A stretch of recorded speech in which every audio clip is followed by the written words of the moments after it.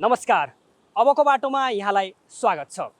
आजको अबको बाटोमा हामी नेपालको एकमात्रै इन्टरनेसनल बैंक स्ट्यान्डर्ड चार्टर्ड बैंकको विषयमा यहाँलाई जानकारी गराउँदैछौँ।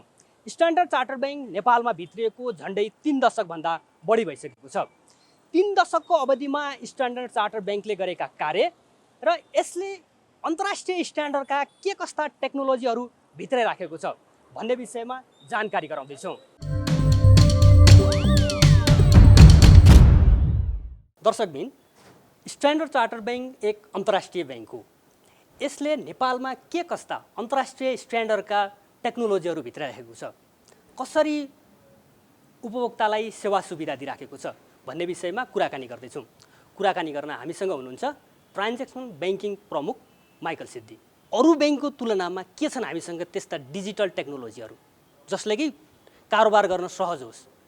हाम्रो proposition has always been कस्तो हुन्छ भने सर एउटा एक्जाम्पल S2B मा तपाईले if I am not able to give my clients efficiency, scalability र सेक्युरिटी एन्ड कन्ट्रोल दिन सकेन भने त्यो अनलाइन ब्याङ्किङ क्यान या S2B डिजिटल लिपस्टिक मात्रै हुन्छ। भन्न खोजेको के भने यदि तपाईले चेक लेख्दाखेरि 2 मिनेट लाग्छ भने अनलाइन ब्याङ्किङ त्यो यसरी पञ्च गर्ने हो भने त 2 मिनेट लाग्छ भने त त्यसको भ्याल्यु के भयो हैन? सो S2B को we have various levels of connectivity.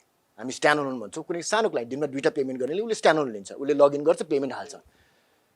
दिनमा 10-20 वटा क्लाइन्ट पेमेन्ट गर्छ, उसले 10 वटा पञ्च गर्न उसलाई गाह्रो हुन्छ। उसको सिस्टमबाट हामी फाइल अपलोड गर्छौँ हैन? त्यसलाई हामी host quasi host to host भन्छौँ। त्यो गर्न सक्छौँ।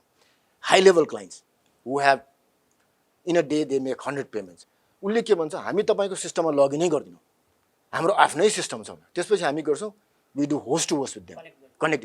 उहाँको सिस्टम र हाम्रो system will talk to each other. उहाँको सिस्टमले डाइरेक्टली हामीलाई फाइल दिन्छ, त्यो बेसिसमा हामी प्रोसेस गर्छौँ। तर ब्याकएन्डमा S2B ले नै काम गरिरहेको हुन्छ। अब त्योभन्दा पनि अझ लेभलमा अहिले आएर के भयो भन्दाखेरि क्लाइन्टले के भने किन तपाईँको सिस्टम चलाउने, let's do it through API. हामी एपिआईबाट तपाईँको स्टेटमेन्ट लिन्छौँ, एपिआईबाट हामी ट्रान्जेक्सनको इन्फर्मेसन लिन्छौँ, एपिआईबाट हामी तपाईँलाई ट्रान्जेक्सनको रिक्वेस्ट दिन्छौँ, प्रोसेस गर्नुहोस्। That is also coming up. त्यो पनि हामीले गर्न थालिसक्यौँ। हामीले बढीभन्दा बढी टेक्नोलोजीलाई फोकस गरेको कारणले गर्दा यो कोभिड जस्तो समयमा पनि हामीले कारोबार गर्न चाहिँ सजिलो भयो। तर साइबर सुरक्षाका जानकारहरू के भन्छ भने नेपालका बैंक तथा वित्तीय संस्थाहरूले टेक्नोलोजी भित्रायो तर त्यो सँगसँगै सुरक्षा चाहिँ भित्राएन। यसले गर्दा चाहिँ साइबर थ्रेटहरू बढी आउने गरेका छन् भनेकोले तपाईँहरूले चाहिँ के सुरक्षाहरू अपनाइराख्नु भएको छ? हामी चाहिँ प्रडक्टमा भयो, हामी चाहिँ क्लाइन्टको पर्सपेक्टिभबाट प्रडक्ट डिजाइन गर्ने भयो।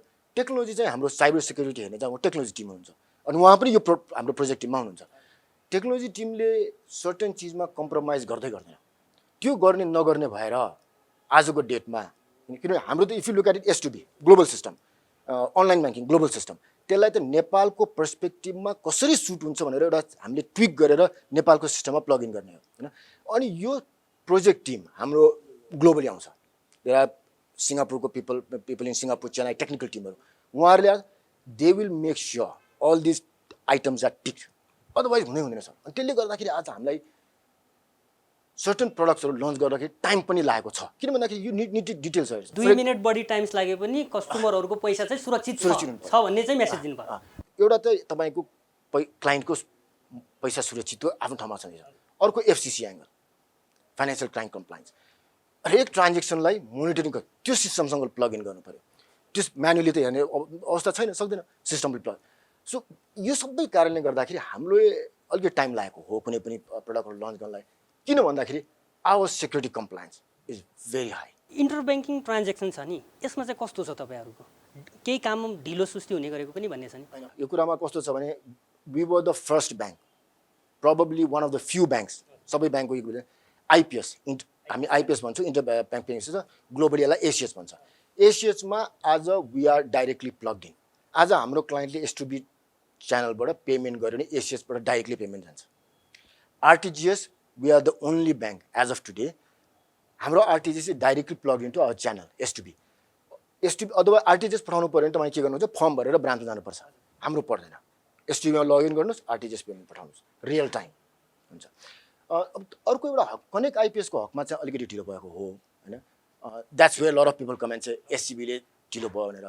किन हामी our commitment is that. The first thing I want to tell is हामी we are plug into connect IPS न किन कनेक्ट आइपिएस भनेको नेपालमा कनेक्ट आइपिएस ग्लोबली यसलाई फास्ट पेमेन्ट सिस्टम भन्छ इन्स्टेन्ट पेमेन्ट पनि भन्छ we are fully committed to plug into connect IPS certain exercise भइ पनि सक्यो इनवर्ड हामी लाइभ भइसक्यौँ आउटवर्डमा अलिकति टाइम लागिरहेछ किन टाइम लागिरहेछ अगेन सेक्युरिटी सिस्टम हस् थ्याङ्क यू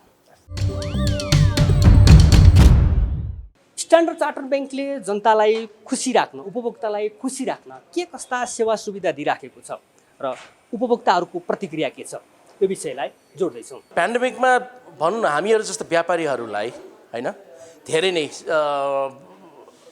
क्यास फ्लो कम भएको हुनाले व्यापारमा धेरै नै समस्या आएको थियो त्यो बेला स्ट्यान्डर्ड चार्टरमा चाहिँ मैले एक कलमै आफूलाई पर्ने सुविधाहरू उहाँहरूले they were just one call away so मलाई यसमा चाहिँ धेरै उ छ खुसी लागेको छ धन्यवाद स्ट्यान्डर्ड चार्टर्ड ब्याङ्क म 2010 सालदेखि चाहिँ नि यो स्ट्यान्डर्ड चार्टरसँग कारोबार गर्दै आइरहेको छु स्ट्यान्डर्ड चार्टरसँग काम गर्दाखेरि एकदमै सहज छ काम गर्नलाई इन्भाइरोमेन्ट राम्रो छ आर्यम सरहरू एकदम सजिलो खालको कोअपरेटिभ टाइपको हुनुहुन्छ उहाँहरूले चाहिँ हेल्प गर्नुहुन्छ कामको लागि शीतल कोइराला एकदमै मेरो बिजनेसको टर्निङ पोइन्टमा चाहिँ उहाँले ठुलो हेल्प गर्नुभएको छ यो स्ट्यान्डर्ड चार्टर ब्याङ्कसँग कारोबार गर्नुभन्दा पहिला चाहिँ म एउटा सामान्य होलसेल व्यापारीको रूपमा चाहिँ काम गर्दै आएको थिएँ 2010मा जब म स्ट्यान्डर्ड चार्टरसँग जोडिएँ त्यस पछाडि चाहिँ मेरो बिजनेस लगातार ग्रोथ हुँदै अहिले म चाहिँ एब्रोड धेरैवटा कन्ट्रीहरूबाट सामानहरू इम्पोर्ट गर्छु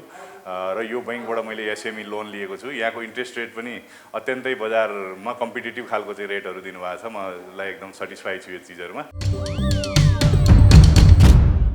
दर्शकबिन पछिल्लो 1.5 वर्षदेखि विश्वव्यापी कोरोना महामारी फैलिएको छ कोरोना महामारीको समयमा कर्मचारीहरूलाई कसरी परिचालन गर्यौं र कर्मचारीहरूको क्षमता वृद्धि विकास गर्न के कस्ता कार्यहरू गरिरहेका छौं यही विषयमा कुरा गर्न मानव संसाधन प्रमुख राजन उदास हामीसँग हुनुहुन्छ कोभिडको बेला चाहिँ सबै क्षेत्र बन्द थियो कार्यालयमा आएर काम गर्न सकिने अवस्था पनि थिएन त्यो बेला हामीले अफिस चाहिँ कसरी अपरेसन गर्यौं ब्याङ्कको लागि सबसे ठुलो सम्पत्ति भनेको हाम्रो कर्मचारी हो नेपालमा कोभिड खासै सुरु भएको थिएन तर अरू देशमा चाहिँ कोभिड सुरु भइसकेको थियो त्यो सुरु हुँदाखेरि चाहिँ हामीले कति अरू देशका स्ट्यान्डर्ड चार्टर्ड ब्याङ्कका अफिसहरूमा चाहिँ कोभिडले धेरै ठुलो धल्का मचाइसकेको थियो त्यहाँबाट पनि हामीले धेरै सिक्ने मौका पायौँ कसरी म्यानेज गर्ने भन्ने कुराहरूमा त्यो हिसाबमा चाहिँ यहाँ कोभिड नेपालमा आयो भने कसरी यसलाई चाहिँ रियाक्ट गर्ने कसरी रेस्पोन्ड गर्ने भन्ने कन्सेप्टमा हामीले चाहिँ पेन्डेमिक प्लान एउटा बनायौँ र पेन्डेमिक प्लान साथसाथै हामीले पेन्डेमिक कमिटी पनि बनायौँ र पेन्डेमिक कमिटीको मा हामीले पेन्डेमिक प्लानमा जे कुराहरू उल्लेख थियो त्यसलाई सबै कुराहरूलाई कसरी हामीले चाहिँ हेर्ने भन्ने कन्सेप्टमा हामीले के गर्यौँ भन्दाखेरि हामीले यहाँका कर्मचारीहरू को छन् ल्यापटप युजरहरू जसले चाहिँ घरमा बसेर काम गर्न सक्छन् अथवा स्प्लिट अपरेसनमा काम गर्न सक्छन् त्यो हामीले एसेस गर्यौँ त्यो एसेस गर्दाखेरि चाहिँ के देख्यौँ भन्दाखेरि मेजोरिटी अफ पिपलले चाहिँ ल्यापटप युजर छन् तिनीहरूलाई चाहिँ हामीले सजिलैसँग वर्क फ्रम होम अथवा अर्को लोकेसनमा गएर काम गर्न सक्ने देख्यौँ हामीले तर कति साथीहरू थिए जसको चाहिँ ल्यापटप युजर थिएनन् डेस्कटप युजर थिए उनीहरूको केसमा चाहिँ हामीले उनीहरूको आफ्नै ल्यापटप पर्सनल ल्यापटपलाई चाहिँ ब्याङ्कको नेटवर्कमा कसरी कनेक्ट गर्न सकिन्छ भन्ने कुरामा चाहिँ हामीले बढी ध्यान दियौँ र त्यो अनुसारले हामीले सोल्युसन पनि निकाल्यौँ त्यसपछि हामीले के गर्यौँ भन्दाखेरि अनि स्प्लिट अपरेसनमा हामीले एकचोटि टेस्ट गरेर हेर्ने कि भनेर टेस्ट पनि गऱ्यौँ र त्यो अनुसार हामी सक्षम पनि भयौँ र सफल पनि भयौँ जसले गर्दा काम पनि रोकिएन र कर्मचारीहरूलाई पनि सुरक्षित राख्न सफल भयौँ हजुर त्यो हिसाबमा हेर्दाखेरि त्यो चाहिँ पहिलेको प्लान मात्र हो यो चाहिँ होइन अलि नेपालमा जब कोभिडको यहाँ आयो त्यसपछि लकडाउन सुरु भयो त्यसपछि अब मेन प्रब्लम चाहिँ के आयो भन्दाखेरि कर्मचारीहरूमा ट्रस्ट बढी देखिन थाल्यो यिनीहरूलाई कसरी कम्फर्टेबल फिल गराउने भन्ने कुरा चाहिँ मेन हाम्रो पोइन्ट चाहिँ त्यहाँ हामीले समात्यौँ लकडाउन सुरु भइसकेपछि हामीले चाहिँ लाइन म्यानेजरहरूलाई के गर्यौँ भन्दाखेरि थोरै मान्छेहरूले कसरी अफिस चलाउन सकिन्छ त त्यसको प्लान गरेर रोस्टर बनाऊ भन्यो त्यो अनुसारले चाहिँ रोस्टर बनाएर काम गर्न थाल्यो त्यो गर्दाखेरि थोरै लिमिटेड मात्र मान्छेहरू चाहिँ हाम्रो अफिसमा बसेर काम गर्ने धेरै जस्तो स्टाफहरू चाहिँ घर बसेर काम गर्ने कुराहरू गर्यो तर घर बसेर काम गर्दाखेरि चाहिँ हामीले के देख्यौँ भन्दाखेरि सबैजना मान्छे स्क्याटर्ड भएर काम बस्यो पहिले त एउटै अफिस मुनि बस्थ्यो तुरुन्त कुरा गर्न मिल्थ्यो सबै कुराहरू हुन्थ्यो त्यसको लागि लाइन म्यानेजरलाई हामीले के गर्नुपर्छ त भन्दाखेरि उनीहरूलाई चाहिँ एउटा कसरी मिटिङ गर्ने भर्चुअली मिटिङ कसरी गर्ने जो नेटवर्कमा छ उनीहरूसँग त हामीले स्काइप फर बिजनेस भन्नेबाट मिटिङ गर्न सक्थ्यौँ तर जसको चाहिँ नेटवर्कमा छैन उनीहरूलाई चाहिँ कसरी कनेक्ट गर्ने भन्दाखेरि हामीले ब्लु जिन्स भन्ने एउटा टुल पनि किन्यौँ र त्योबाट चाहिँ हामीले चाहिँ भर्चुअल मिटिङहरू कन्डक्ट गर्न लगायौँ र उनीहरूलाई चाहिँ स्वास्थ्य स्थिति कस्तो छ, काम गर्न अप्ठ्यारो छ कि छैन, कुनै सहयोग चाहिन्छ कि चाहिँदैन भन्ने कुराको लागि हामीले चाहिँ त्यो सबै कुराहरू बुझ्नलाई लाइन म्यानेजरलाई भन्यौँ र त्यो अनुसार काम पनि गऱ्यौँ। र अर्को महत्त्वपूर्ण हामीले काम के गर्यौँ भन्दाखेरि यो लकडाउनको बेलामा चाहिँ सबैको बिहेभियर चेन्ज भइसकेको छ, न्यू वेज अफ वर्किङको कुराहरू सोचिरहेछन् होइन। त्यो हिसाबमा चाहिँ कर्मचारीहरूलाई फ्युचरको लागि रेडी गर्नको लागि के गर्न सकिन्छ भन्ने कुरामा हाम्रो ध्यान त्यतातिर केन्द्रित भयो र हामीसँग अनलाइन लर्निङ टुलहरू पनि धेरै छन्। त्यो टुलहरूलाई हामीले चाहिँ एकै ठाउँमा कसरी ल्याउने भन्ने कन्सेप्टमा चाहिँ डिस्कभर भन्ने सिङ्गल साइन इन प्लेटफर्म हामीले चाहिँ लन्च गऱ्यौँ मे 2020मा। त्यहाँबाट चाहिँ तपाईँले धेरै कुराहरू पढ्न पनि पाउनुहुन्छ, धेरै कुराहरू सिक्ने ठाउँ पनि हुन्छ। र त्यहीबाट चाहिँ हामीले के भन्दैछौँ भन्दाखेरि यो पेन्डेमिकको बेलामा धेरै कुराहरू पढ, आफ्नो अपस्किल गर, रिस्किल गर, कुनै ठाउँमा चाहिँ फ्युचरमा कुन ठाउँमा मुभ गर्न सकिन्छ अथवा के गर्न सकिन्छ, लर्निङमा चाहिँ एकदम बढी फोकस भन्ने कुराहरू गऱ्यौँ। र त्यही अनुसारले चाहिँ ग्लोबली एससिबीको ग्लोबल लर्निङ विक पनि सुरु भयो, सेप्टेम्बरतिर सुरु भएको थियो। त्यसमा चाहिँ यहाँका हाम्रो साथीहरू चाहिँ यति धेरै पढ्ने बानी भइसकेको थियो कि टप 10मा 8औँ स्थानमा चाहिँ नेपाली साथीहरू थिए। कुनै पनि कामको राम्रो आउटपुट दिनको लागि, राम्रो आउटपुट आउनको लागि कर्मचारीहरूलाई खुसी राख्नुपर्छ भनिन्छ नि। तपाईँहरूले चाहिँ कसरी खुसी राखिराख्नु भएको छ कर्मचारीलाई? कर्मचारी खुसी बनाउने भन्ने कुरा त्यस्तो कुनै पनि चिजहरू छैन खुसी बनाउन सक्ने। जस्तै पैसा दिएर पनि खुसी हुँदैनन् कोही पनि, क्षणिक खुसी मात्र हुन्छन् होइन। सबसे ठुलो चिज भनेको चाहिँ इन्भाइरोमेन्ट, ब्याङ्कको इन्भाइरोमेन्ट चाहिँ सबसे ठुलो इम्पोर्टेन्ट चिज हो भन्ने कुरामा।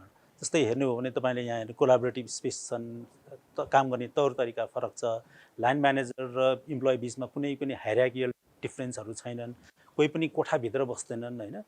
सबै एकै ठाउँमा बस्छन्, चाहे त्यो म्यानेजमेन्ट टिम होस् चाहे लाइन म्यानेजर होस्, सबै कर्मचारी एकै ठाउँमा बस्छन्, कोलाबोरेटिभ तरिकाले काम गर्छन् र यसरी हामीले चाहिँ कर्मचारीहरूलाई खुसी बनाउने हामी कोसिस गर्छौँ। दर्शकबिन, अब हामी स्ट्यान्डर्ड चार्टर ब्याङ्कले नेपालमा अन्तर्राष्ट्रिय स्तरको ब्रान्डिङ र मार्केटिङ के कसरी गरिराखेको छ भन्ने विषयमा कुरा गर्दैछौँ। कुरा गर्न हामीसँग हुनुहुन्छ corporate affairs branding and marketing manager Pranu Singh. संस्थामा कहिलेकाहीँ यस्ता भ्रमहरू फैलिन्छन् कि त्यस्ता भ्रमहरू चिर्नलाई यहाँले के पहल गर्नुहुन्छ? एक मात्र अन्तर्राष्ट्रिय ब्याङ्क नेपालको, त्यसको आफ्नै चुनौती र अवसरहरू छन्, पक्कै पनि दुइटै पाटो छ त्यसको। यसो हेर्दाखेरि हो ठुलो ब्याङ्क, ब्रान्डिङ मार्केटिङ के पर्ला र भन्ने खालको एउटा त्यो किसिमको सोच पनि छ। र अर्को एउटा के किसिमको सोच पनि आउँछ भने स्ट्यान्डर्ड चार्टरले अरू ब्याङ्क जस्तो किन इनिसिएटिभ्सहरू लिँदैन, हुन्छ नि। त्यो तपाईँले भने जस्तो धेरै किसिमको थ्योरिजहरू मार्केटमा छन्, नभएको होइन। तर मैले अघि भनिहालेँ दुइटै चुनौती र अवसरको पाटोहरू चाहिँ कस्तो भने हाम्रो ब्याङ्कले कुनै देशमा केही एउटा इनिसिएटिभ गर्छ भने त्यसको डाइरेक्ट रेपरकसन अथवा डाइरेक्ट अफेक्ट अर्को 60वटा कन्ट्रीमा हुन्छ। त्यो चाहिँ हामीले सोच्न as a brand and marketing persons हामीले सोच्न एकदमै जरुरी छ त्यो होइन। सो यहाँ भएको इनिसिएटिभ्सहरू अथवा केही तलमाथि भइहाल्यो भने त्यसको एउटा ग्लोबल इफेक्ट हुन्छ। सो हामीले जे काम गरे पनि, जे प्रोग्राम गरे पनि, जुन इनिसिएटिभ नेपालमा गरे पनि त्यो हामीले एउटा अन्तर्राष्ट्रिय मनस्थिति, एउटा ग्लोबल माइन्डसेट हालेर गर्नुपर्ने हुन्छ होइन। सो च्यालेन्जेस त्यतातिर छ र एट द सेम टाइम अपर्च्युनिटिजहरू पनि त्यही पाटोमा छ होइन।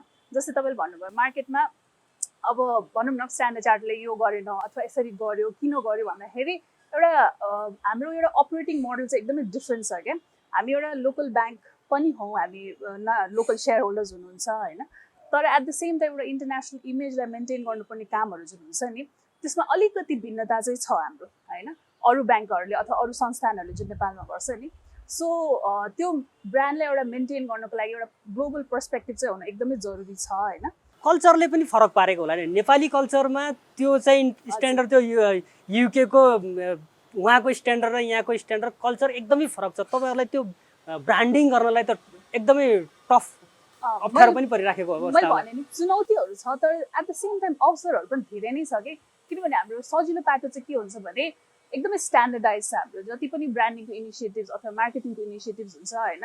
ट्राइड एन्ड टेस्टेड मार्केट्सहरूमा गएपछि हामी लिएर आउँछौँ कि नेपालमा। सो हामीलाई थाहा हुन्छ नि एक्ज्याक्टली 100% थाहा नभए पनि एटलिस्ट त्यो because we already done it in few other markets हुन्छ नि। त्यो इनिसिएटिभ्सहरू नेपालमा ल्याउँदा सिमिलर काइन्ड अफ मार्केटको इनिसिएटिभ्सहरू ल्याउँदा के कस्ता त्यसको रिजल्टहरू हुन्छ त्यो हामीलाई अलरेडी थाहा हुन्छ होइन।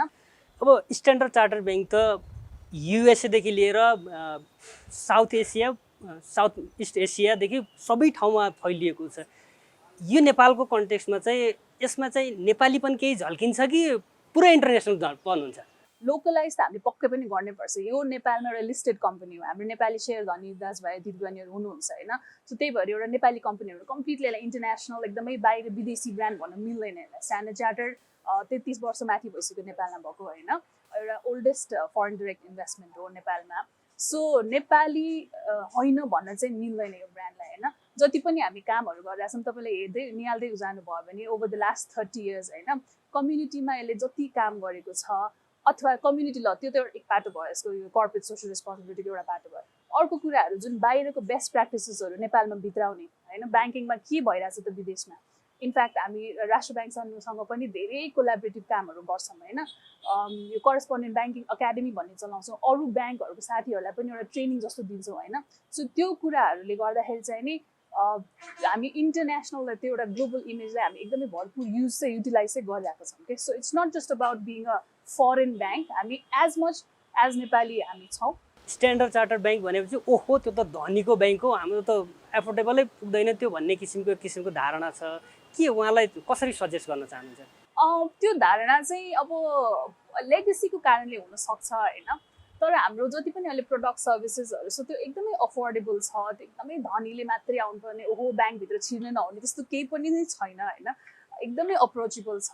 तपाईँको भनौँ न अब क्लाइन्ट केयर सेन्टर 24 घन्टा खुला रहने हाम्रो ग्राहक सम्पर्क केन्द्र छ, हाम्रो रिलेसनसिप म्यानेजर्सहरू हुनुहुन्छ, ब्रान्चेसहरू हुन्छ होइन। सो आफ्नो जुन प्रडक्ट चाहिन्छ मान्छेलाई, आफ्नो जुन सर्भिसेस चाहिन्छ त्यसलाई कुनै पनि म त्यो एकदम अप्ठ्यारो मान्नुपर्ने सिचुएसन चाहिँ म अहिले देख्दिनँ होइन। एट द सेम टाइम हो पहिला ड्यु टु भेरियस रिजन्स होला एउटा इन्टरनेसनल ब्याङ्क ओहो के हो भने जस्तो हुन्थ्यो होला, तर अहिले आउँदै जाँदाखेरि त्यस्तो गाह्रो साह्रो अप्ठ्यारो मान्नुपर्ने ब्याङ्कभित्र छिर्नलाई एकदमै हुनुपर्ने चाहिँ त्यस्तो मलाई छ जस्तो चाहिँ मलाई लाग्दैन। दर्शकबिन, स्ट्यान्डर्ड चार्टर्ड ब्याङ्क नेपाल भित्रिएको 3 दशकभन्दा लामो समय भइसकेको छ।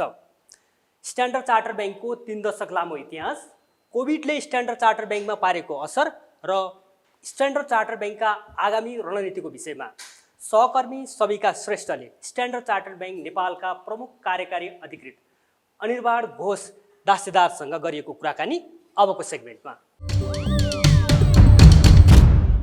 Standard Chartered Bank has been in Nepal for 35 years from now. So how do you look towards the journey from the initial phase till the transformation that the bank has made?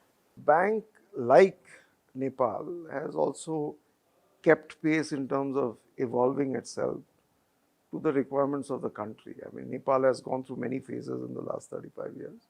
So has the bank, so has the financial industry and the banking industry, and so has Standard Chartered Bank, right? So I think we are keeping pace with the requirements of the country, and we continue to drive our purpose in Nepal. How is Standard Chartered Bank in Nepal different than rest of the banks? That's an obvious one. We are the only international bank in Nepal, right? And in many ways, we are the flag bearers for Nepal in the international world. So whether it's Nepali banks or Nepali corporations or Nepali businessmen wanting to go international, or the international world wanting to come into Nepal, we are one of the oldest investors, foreign investors in Nepal, and we consider ourselves as brand ambassadors for Nepal. So that's the difference, and that's the key role we play. How does this bank contributes it a sustainable growth, and what are the focus areas that a bank is contributed towards?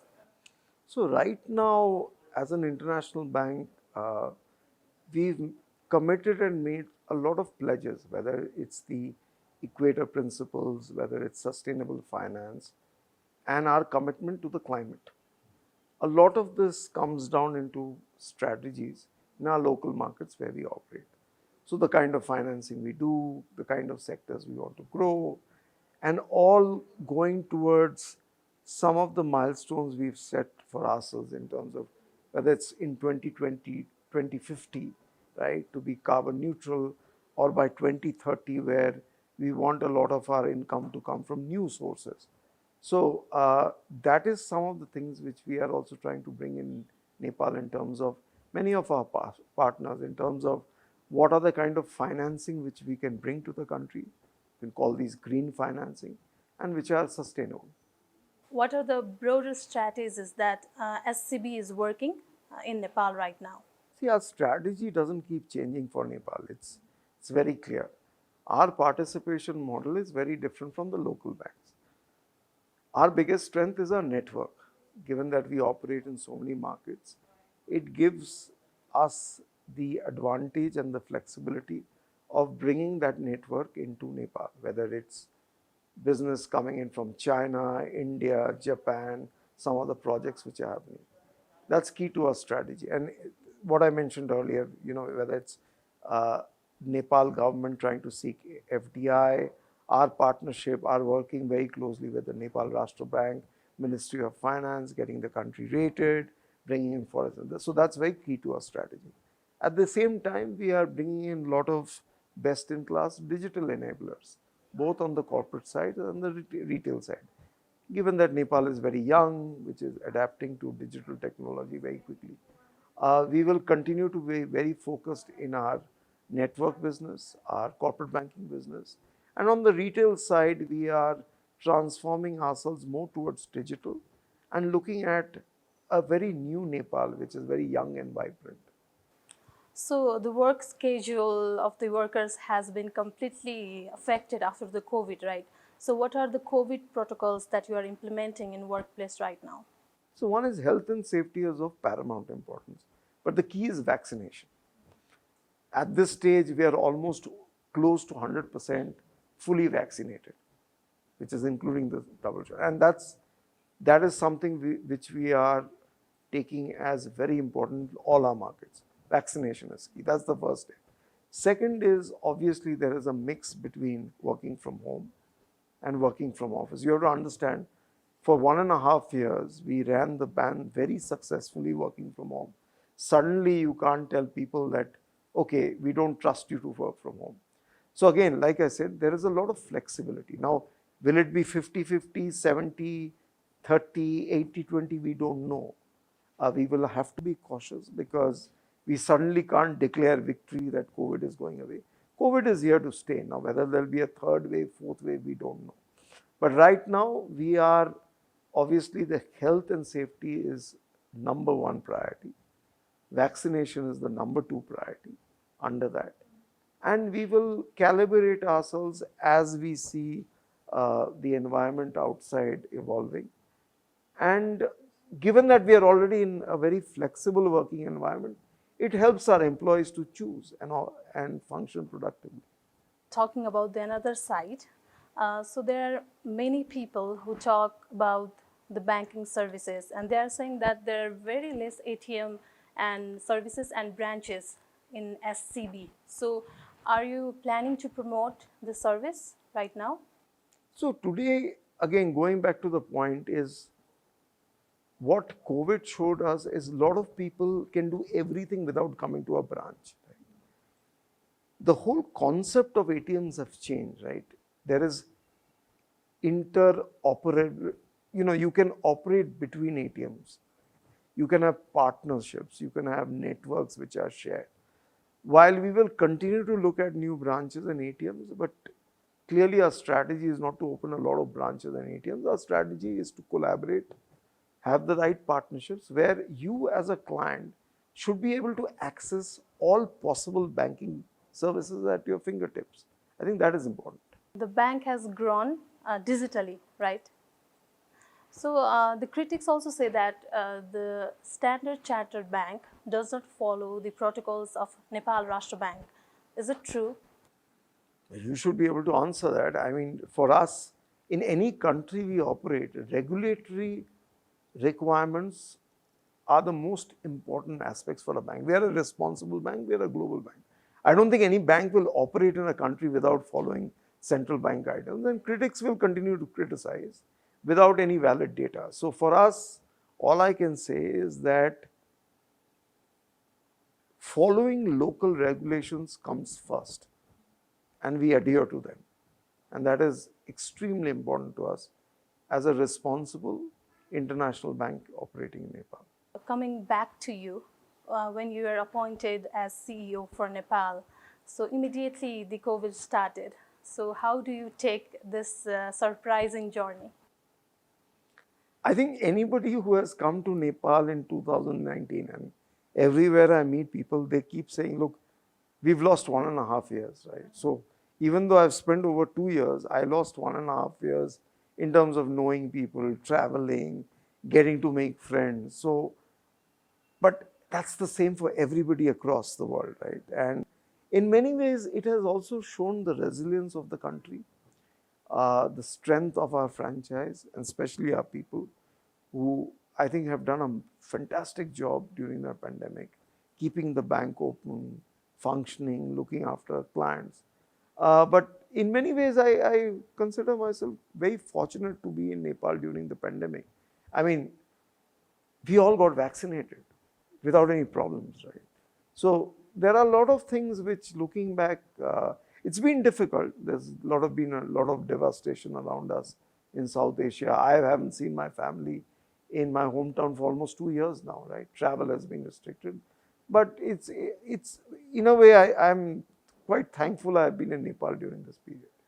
So lastly, do you have any messages to your customers, to Nepal government or Nepal Rashtra Bank? I think we engage with the government and Nepal Rashtra Bank very closely. I don't think we need to give any messages out. But to our clients, I think we are very grateful that we get an opportunity to serve them, for them being patient with us during such challenging times. And obviously, we'll continue to innovate and keep pace as the market evolves and some of the new things which are happening in Nepal.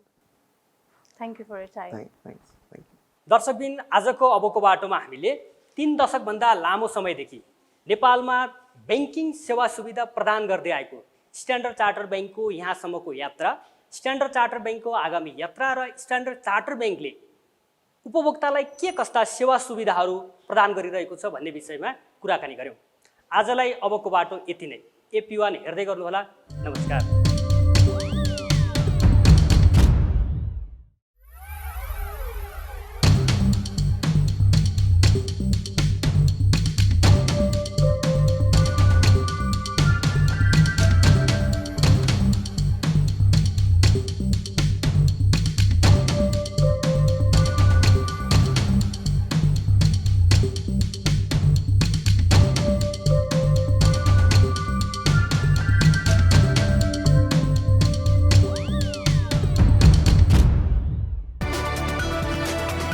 It's an AP1 presentation.